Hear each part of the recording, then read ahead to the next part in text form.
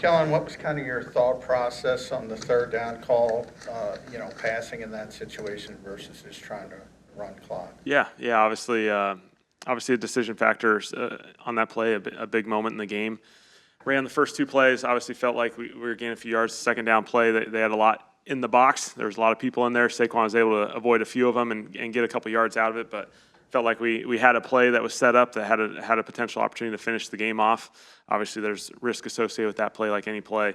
Unfortunately, didn't turn out the way we had hoped, but those are situations where we're constantly having conversations about, talking about how best to handle those situations, and felt like obviously we missed the opportunity. When you have a play call like that, when there's beyond just the play call itself, and there's a bigger picture kind of decision being made in terms of game strategy, how does that work between you and Nick in deciding essentially what kind of play you want to call and then the actual play call that you make? Yeah, we do a lot of the work throughout the week, as we're building the game plan, just spending time on all the different situational calls, because like you said, there's playing the play and then there's playing the situation. And so we go through as many different situations throughout the week just to talk through, okay, what's our call in this situation? What's our call in this situation?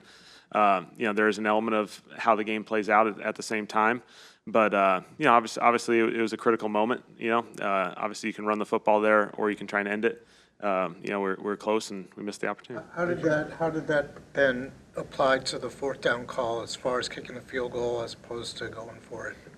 Yeah, obviously we had just talked about handling the third down, and obviously we talked through all these scenarios. Ultimately, decided to kick it to put ourselves up 6 points, so they could not tie it with a field goal, and had to go score a touchdown. On the opening drive, third and 9 draw, is that Jaylen calling his own number there? It's part of a package of plays, and obviously we have a few tools in that package, and obviously it didn't work out the way we had hoped, but. Certainly we like having the ability to play those as much of a neutral down as possible in third downs, and the frustrating ones are those ones when the run is not successful on third down and you're punting and not putting yourself in position to play another down. So all calculated. On those ineligible men downfield penalties on the RPOs, how do you eliminate those? Yeah, I think we had some really good discussions, just because it's been a really successful component for us, and so we don't want to lose that element of our offense. There's part technique, part scheme. There's really a combination of that. And so we've had some really good discussions. We don't want to lose that aspect of it, but how we can, the timing of everything and when to make those decisions, and when to call those plays, I think all have critical moments. And so we had some really fun discussions about this that I think will help us moving forward. Kellen, what did you make of Britton Covey's efficiency on Monday night? Yeah, I think it was awesome. Great example of a guy who's, hops in there late in the week and is ready to roll. And that's what happens in NFL seasons. Guys like Covey, they're ready and they're available, and they never know when they're going to have to hop out there. And he jumped out there and handled it really well, converted some stuff, gave us some nice run after catch, and a lot of positives. On the interception, where would you like, on the interception, what would you like Jaylen to do in that spot? Yeah, obviously in the interceptions, those are challenging moments, and so we took a chance, obviously, with that opportunity, and didn't turn out. Obviously, a few seconds, we're below the 30-second threshold. We have a timeout. Those are big moments where we were close. Felt like he gave Smitty a chance, and thought the safety made an incredible play. Being a post safety and playing over the top of a single receiver, I thought he made an incredible play, and unfortunate for us. How were you into the game plan when AJ went down? Obviously, it was Friday, and how did you adjust at that point? Yeah, I think the beauty of our group is they spend a lot of time talking contingencies. I think that receiver room, you don't go into that and just everyone says, hey, I'm the X, and ignore everything else. I think our group is a big picture viewpoint, which is excellent, that those guys, when we have to make those adjustments, whether it be, AJ during the week, sometimes it happens during the game, a guy pops, goes out for a play, and you got to be able to adjust rather quickly. And so I thought our guys did an excellent job of it. Obviously the game plan, there's a healthy bulk of it in at that point, but our guys were able to adjust really well. And to follow on that, a lot of the passes towards the end of the game, a lot of them were near the sticks or shorter.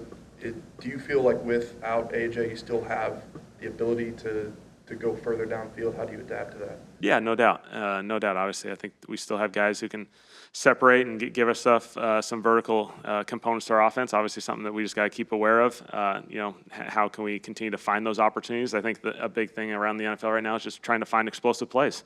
I think obviously the numbers are all down.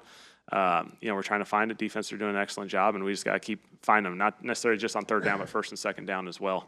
Where do you think Jahan is in terms of learning the offense and being able to do everything? Yeah, he's done an excellent job. I thought he ran some really good routes. The way progressions work and the way the defenses play, sometimes the ball doesn't go a particular guy's way, and that's for us just to continue to evolve and how can we put guys in different positions and utilize those different touches and opportunities. But he's done a really, really good job to hop in here and be able to handle the volume that he's handled.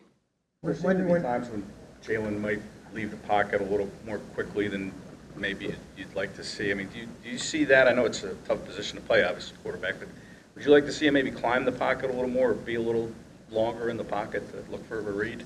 I think there's definitely a balancing act of that. I think hanging in there for progressions, and while him still using what's a tremendous advantage, which is his athletic ability. I think he had one really good example, one where in the game where he stepped up in the pocket and really kept himself alive as a passer and ended up running through an interior gap. And I thought that was a big time play for him because obviously a lot of quarterbacks are going to bail from an outside perspective. For him to step up there and make the yardage that he gained on that run, I thought that was a really, really cool example of him just continuing to grow and develop.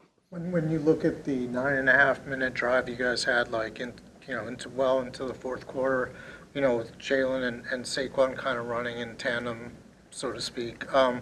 What was so great about that drive, and how can that help you guys moving forward, especially against a team like the Saints, which is dangerous on offense when they have the ball? No doubt. Grinding out some drives, you got to do that sometimes. You got to go the long way. We all are striving for those explosives, whether it be a run and a pass, you can make the big plays. But there comes a time and place where maybe a defense is going to test your patience, and you got to be able to grind it out. And I think it's a testament because, all 11 got to be on the same page. It's a long drive. Every single play counts. Sometimes when you're in those 5, 6, and you're kind of gaining those yards.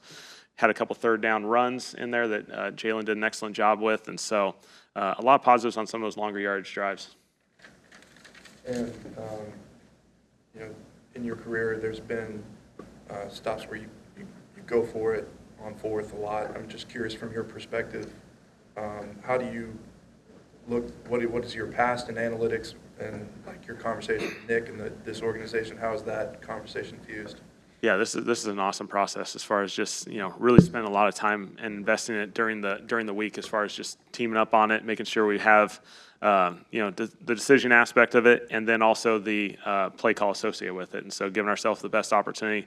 Obviously, on my side of it, I'm trying to do the best job I can to give us the play call that gives us the best chance to convert a particular fourth down or even a third down. And so we're all teaming up on this thing. Those decisions in games obviously go really, really fast. You got to make a decision in a few seconds, and you got to go. And so we trust as much as we can what we've done during the week, while knowing there is an element, in game where you have to make adjustments based off many circumstances. Is there any concern about Saquon's workload? I think he leads the league in touches after 2 weeks. Is there? No, I think that's definitely fair. I think Saquon will be he wants the rock, and and he's done a phenomenal job. Obviously, from a longevity standpoint, as the season progresses, we got to be aware of it. We certainly recognize that and understand that aspect of it, and so we got to do at times a better job of that as the game goes on, and especially when you look at it more from a week to week perspective. Last one. What stands out about the Saints on film? Really sound football team.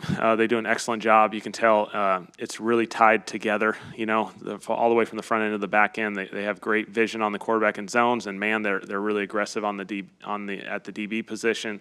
They got great packages. Dennis has always been one of the premier defense coordinators in this league as far as just challenging you and stressing you throughout the week. And so it'll be a big challenge. You add the noise to it, and it'll be a fun atmosphere.